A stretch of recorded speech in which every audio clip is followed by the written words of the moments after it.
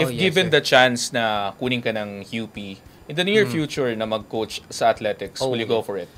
I think, sir, most probably, yeah, I Mhm. would say yes naman. Kasi as a scholar ng bayan na Mhm. kasi that's one of our advocacy naman na to always all give back glory to UP din na Mhm. or kung sa in terms of academics naman na pinaglalaban natin yung mga tao, mga bansa or yung bansa natin. So for me, if kukunin ako ng coach sa UP, I think I will grab that opportunity naman because for me, I think there's something in my heart din na um, God planted in me na Mhm. parang gusto ko din magturo at the same time. Gusto ko ibahagi yung ano yung mga natutunan ko. And I think if I'm not mistaken nga parang pinag-usapan na nila Mhm. ngayon, sir, ng mga previous coaches ko na ipapasok nila ako.